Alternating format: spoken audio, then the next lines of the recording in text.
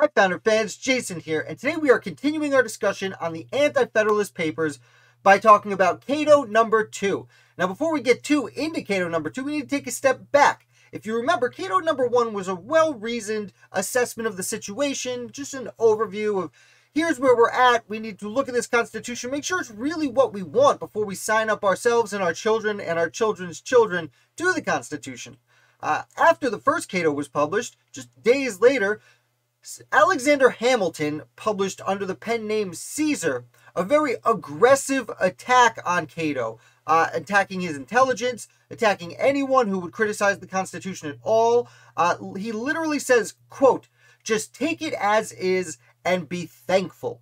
Now, Hamilton would learn that this very aggressive approach doesn't work. He publishes 2 in total papers under the name Caesar, before teaming up with John Jay and James Madison to take the more reserved approach that they take under the Federalist, although Hamilton isn't always very super reserved under the Federalist as it is.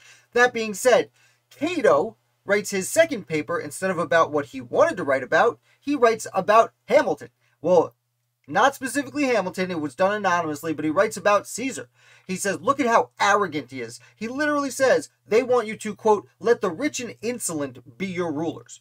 They think you're stupid, they think they're angry, they're attacking me and my character, when all I said, and this is true if you read it, well, all probably George Clinton was Cato, and all he said was, be reasonable, take a breath, let's analyze this. And Caesar, as Hamilton was going by, had no desire to do that. Now, that being said, Cato does spend the second half of his paper criticizing the Constitutional Convention, essentially. One of the things Caesar had said, and this whole paper is a direct response to Caesar, one of the things Caesar had said was, hey, you need to,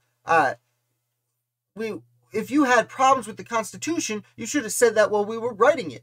To which Cato responds, how? You were meeting in secret. How was I to know what you were talking about? How am I supposed to respond to something I haven't heard?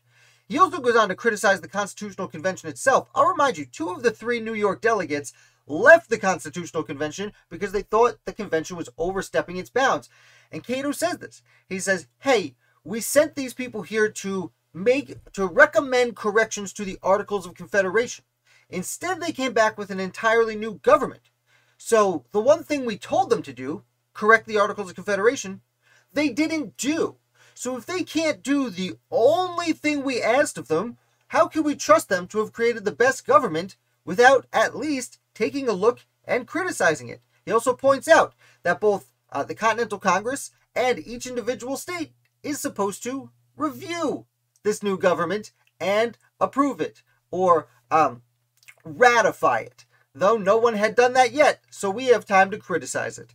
And that is, in essence, a brief overview of what Cato, aka probably George Clinton, was going for in the second paper. He then says, I'm not going to let Caesar or anyone else distract me from my goal from here on out. I felt the need to do this criticism, or to respond to this criticism, but from here on out, I will simply be talking about the Constitution itself. I'm not going to let any more rabble-rousers distract me from my goal. So I hope you enjoyed this video. If you did, do me a favor, hit like so more people can learn about the Anti-Federalist with us. And if you're new here, subscribe. I put out videos about the American Revolution 7 days a week.